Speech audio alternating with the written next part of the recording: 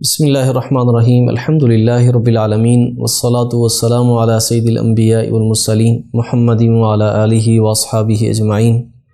ومن تبعہم بإحسان الی یوم الدین اما بعد۔ سامعین کرام،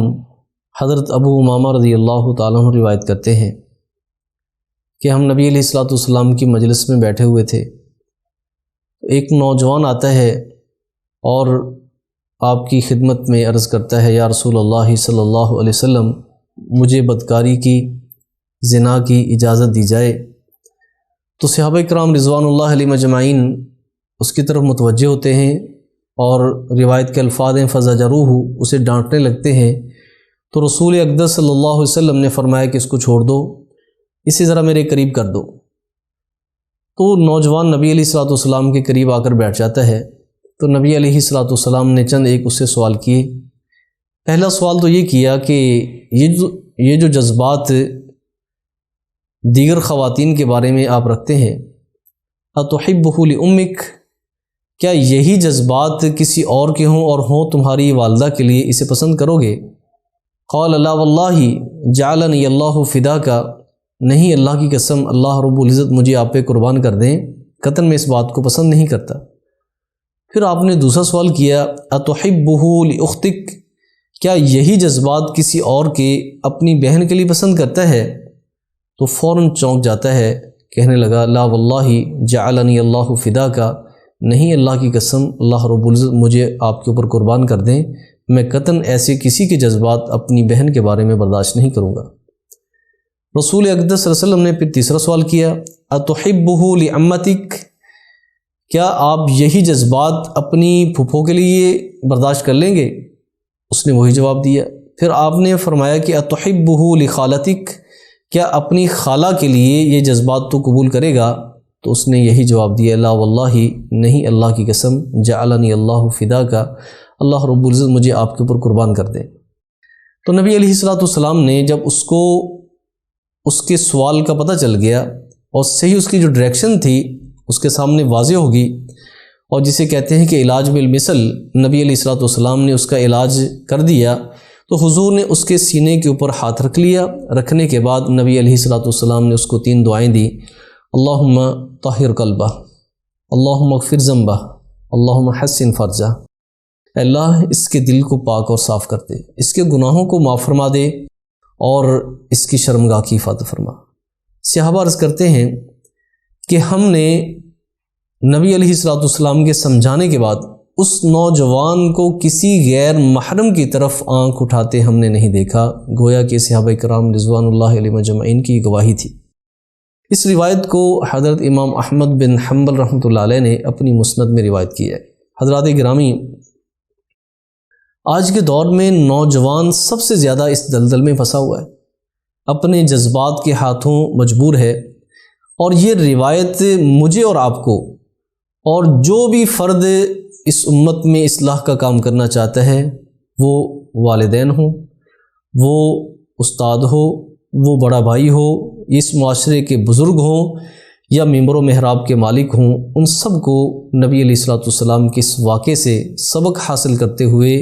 ایک نوجوان کو کیسے ہم نے ٹریٹ کرنا ہے، اس کو کیسے ہم نے ان قباحتوں سے نکال کر راہ راست پلانا ہے، نبی علیہ الصلوۃ والسلام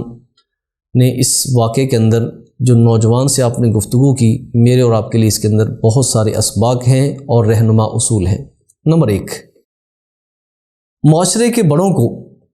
کبھی بھی ایسے نوجوانوں کو اپنا فریق نہیں سمجھنا چاہیے، اپنا مد مقابل کبھی بھی تصور نہیں کرنا چاہیے، بلکہ ایسے نوجوانوں کے ساتھ اپنے دل کے اندر رحم دلی اور نرمی کے جذبات رکھتے ہوئے ان کو ٹریٹ کرنا چاہیے۔ صحابہ کرام رضوان اللہ علیہم اجمعین نے تو اسے ڈانٹنا شروع کر دیا، لیکن نبی علیہ الصلوۃ والسلام نے فرمایا کہ اسے میرے قریب لے آؤ۔ جب قریب لایا گیا تو پھر آپ نے اس کی سب سے پہلے اس کی بات سنی، بات اس کی سنی اور اپنی بات اس کو سنائی۔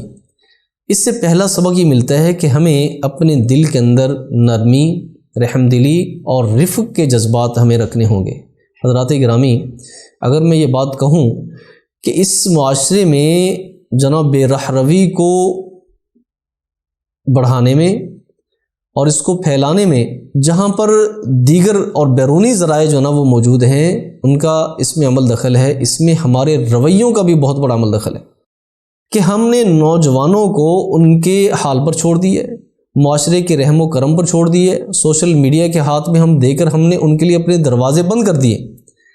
ان کے لیے ہم نے اپنے دروازے بند کر دیے۔ اب کسی بھی نوجوان کو اتنی جرت نہیں ہوتی کہ وہ اپنے والد سے اپنے جذبات شیئر کر سکے کہ میں اس دلدل میں پھنس چکا ہوں، مجھے کوئی راہ نظر نہیں آتی، کیونکہ باپ کی سختی اس کے سامنے آڑے آ جاتی ہے کہ وہ اپنے دل کی بات باپ سے نہیں کہہ سکتا،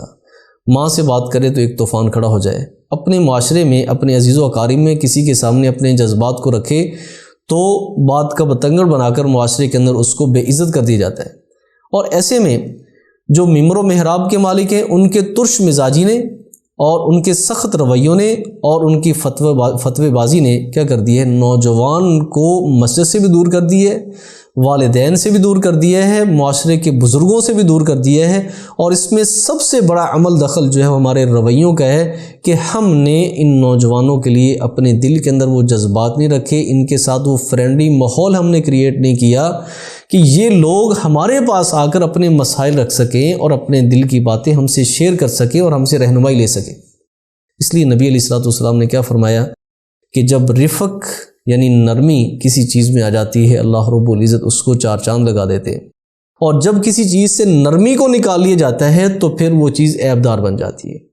ان اللہ رفیق یحب الرفق، اللہ کی ذات بھی انتہائی نرم اور رحم دلی والی ذات ہے اور نرمی کو پسند کرتی ہے، اور اللہ رب العزت جس طرح اپنے ذات کے لیے نرمی کو پسند کرتے ہیں اپنے بندوں کے لیے بھی نرمی کو پسند کرتے ہیں کہ میرے بندے بھی معاشرے میں جب اصلاح کا کام کریں تو نرمی سے کام لیں۔ نمبر 2، اس واقعے میں دوسرا سبق یہ ہے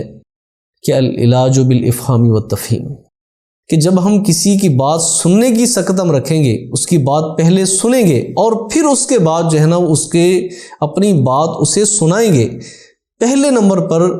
جناب ہمارا حق یہ بنتا ہے حسن الاستماع، کہ ہم کسی کی بات جو ہے وہ کھلے دل کے ساتھ بڑے مائنڈ کے ساتھ ہم کیا کر لیں، کسی کی بات سن لیں۔ اور یہ نبی علیہ الصلوۃ والسلام کی سیرت کا ایک بہت بڑا پہلو ہے کہ نبی علیہ الصلوۃ والسلام اپنے دشمن کی بات بھی کان لگا کے سن لیتے اور پھر اس سے پوچھ لیتے بھائی آپ نے بات اپنی مکمل کر لی تو پھر میں آپ کو اپنی بات بتاؤں۔ عتبہ بن ربیعہ قریش کے بہت بڑے سردار تھے، مکی دور میں جب نبی علیہ الصلوۃ والسلام کی ان کے ساتھ کشمکش چل رہی تھی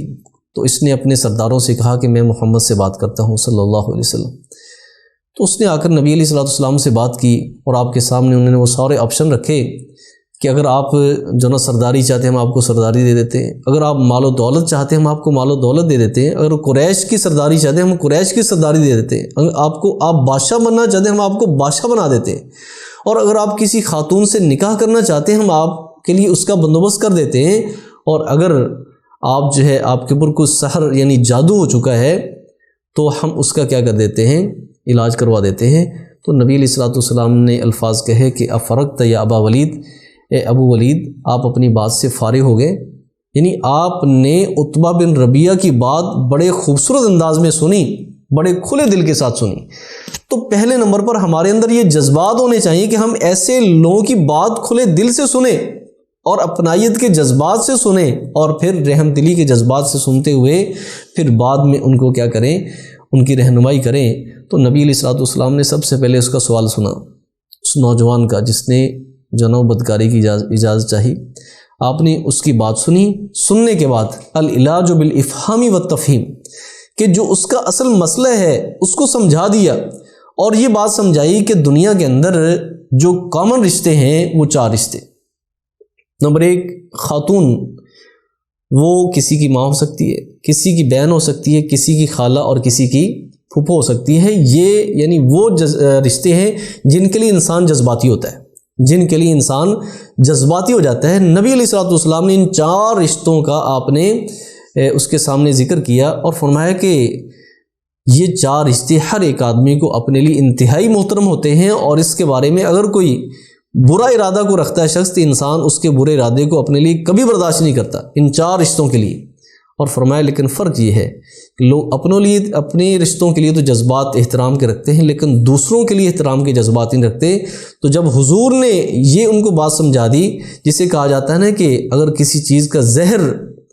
جناب وہ کسی آدمی کے جسم میں پھیل جائے تو اسی چیز کے اندر اس کا تریاق بھی موجود ہوتا ہے، تو نبی رحمت صلی اللہ علیہ وسلم نے فرمایا کہ لوگ بھی اپنی ان ماؤں کے لیے، بہنوں کے لیے، خالاؤں کے لیے، پھوپھیوں کے لیے لوگ بھی ایسے جذبات پسند نہیں کرتے۔ جب اسے اس بات کا احساس ہوا کہ نہیں، کہ اگر میں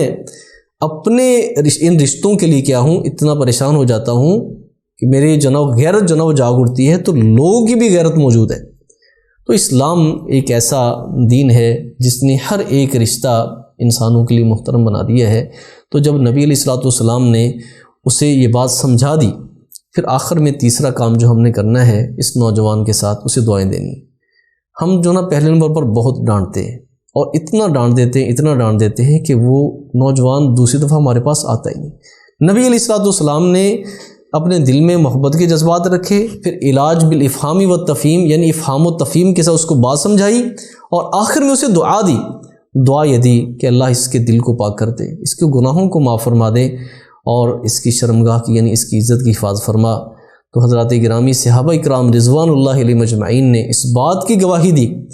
کہ ہم نے اس نوجوان کو رہتی زندگی تک کسی غیر محرم کی طرف نظر اٹھاتے ہوئے نہیں دیکھا۔ حضرات گرامی، اگر آج ہمارا بھی رویہ اپنے ان نوجوانوں کے ساتھ ایسا ہو تو یہ نوجوان ہماری محفل میں بھی آئیں گے، ہمارے پاس بھی آئیں گے، بچے اپنے والدین کے پاس بھی آئیں گے، اور ان کے ساتھ اپنے ایسے مسائل بھی ڈسکس کریں گے۔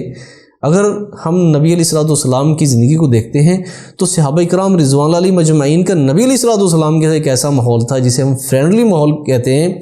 کہ وہ اپنے تمام تر مسائل نبی علیہ الصلوۃ والسلام کے سامنے آ کر شیئر کرتے تھے۔ اللہ سے دعا ہے کہ اللہ رب العزت مجھے اور آپ کو نبی علیہ الصلوۃ والسلام کی سیرت کے اوپر عمل پیرا ہونے کی توفیق نصیب فرمائے۔ سبحانک اللہم و بحمدک، اشہد ان لا الہ الا انت، استغفرک و اتوب الیک۔